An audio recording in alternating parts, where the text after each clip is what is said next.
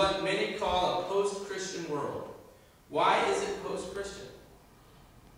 Basically, it is considered that because Christianity was supposed to, according to many, produce something. And in many people's minds, it has failed to do so. Christ has failed to deliver.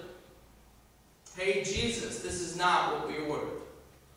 We ordered peace and security and inclusiveness and love and social justice and everyone to get along and everyone to be accepted and church where everyone agrees and a church that doesn't torture non-believers because, hello, everyone would believe and agree. Where church leaders do not molest little children or claim that hurricanes and earthquakes are caused by sin. A world where people can, must, and do stand on their own 2 feet and are judged by the content of their character, not some other category. A world where Jews are not placed into gas chambers. A world where nuclear weapons do not exist. A world where babies are not aborted, or where women are not raped, where kids are not bullied, where kids do not go into their schools with weapons and bad intentions, where teachers are respected and paid well. I could go on, and all of these have to do with why many people's faith has been tested or challenged, or why many believe that God is dead. And rightly so. If you tie your religion to all of those things, or one of those things, or any of those things, how can you believe that God exists, or that Christ is the Messiah? So you get slogans around about how religion is doing what you're told, regardless of what is right. Or you get t-shirts like, if the fetus you saved from being aborted turned out to be gay, would you still fight for his rights? Or, God made Adam and Eve, not Adam and Steve.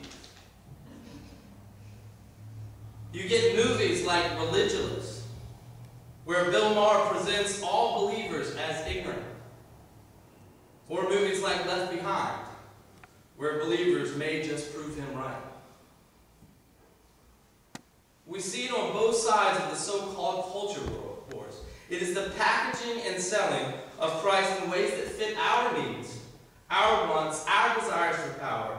These ways, the ways that we package Christ, set him up to be tested like other material things again and again, making him vulnerable to being proven wrong, proven futile, proven non-existent. And when they are proven non-existent, Christ dies a little more because we are betraying the true Christ, selling him for our own gain, our own 30 silver piece of our vision of the way the world should be.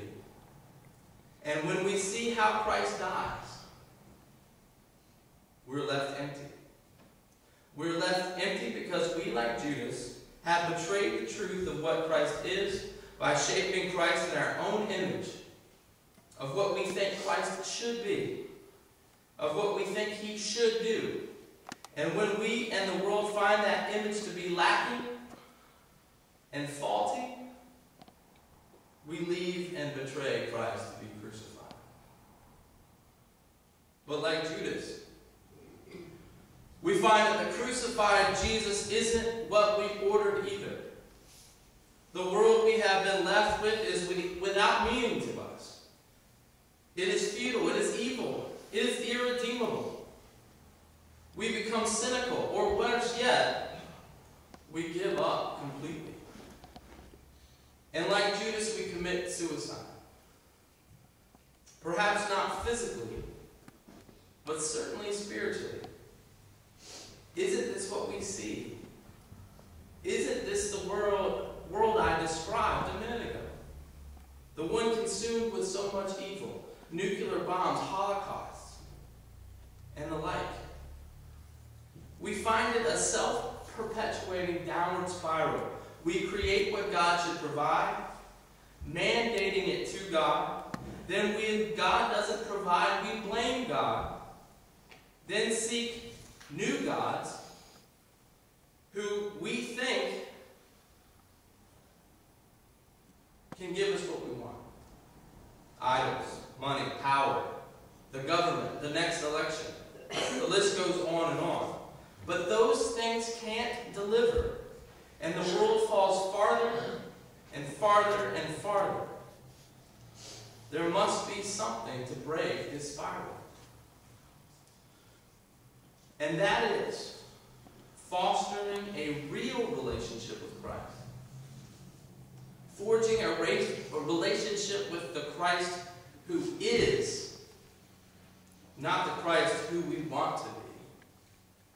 The Bible is filled with people called by God, called into relationship with God. Abraham is a good example of this. Abraham is called by God to leave his people, to forge a new nation, to do many great things under God's watchful care. And many things Abraham had to question. Where am I to go? Is Sarah too old? Am I too old? Are you sure I should leave everything behind? Are you serious about this whole circumcision thing? And from our Old Testament lesson from this morning, I'm supposed to do what? Kill my son? The child I love, the child you promised me, the child we waited so long for? Are you sure? This is not what I ordered. But Abraham does. And so does God. So does God. You could say the same about God's relationship with Moses and Noah and Joseph and Jonah and David and Esther and Gideon and Deborah and Joshua and Ruth and Hannah and Mary and Joseph and Paul and St. Augustine and Martin Luther and Martin Luther King and Mother Teresa. This is not what I ordered, God. But not my will, but thine be done. When Judas, his betrayer, saw that Jesus was condemned, he repented and brought back the 30 pieces of silver to the chief priests and the elders. He said, I have sinned by betraying innocent blood. But they said, what is that to us? See to it yourself. Throwing down the pieces of silver in the temple, he departed, and he went and hanged himself. Judas does not do this. He does not seek this relationship with the true Christ. He cannot wrap his mind about the possibilities that Christ, the real Christ, offers. He cannot fathom the possibilities of love and forgiveness. Can we? Can we extend our minds for the grace of Jesus Christ to be big enough to include even Judas? The poem I wrote a number of years ago as the prayer of preparation this morning called Judas. Let me read that now. If he didn't give up, would Jesus have called even Judas by name to meet him in Galilee? For all had gone away, none stayed. All had denied, even Peter. And Peter was called. It didn't happen. We don't know. But I'd like to believe he would have, removing all limits to grace. Remember, Peter does deny Jesus, which you could say is a very similar act of betrayal. And in Mark, the Gospel of Mark, the risen Jesus asks for Peter to meet him in Galilee by name. Tell the disciples and Peter. Could you imagine if Judas had not quit, but persevered? Would Jesus have asked him to come too? Is grace that big? I believe it is. I believe it is so because I believe that God is that big. And if God is that big, forgiveness is that big.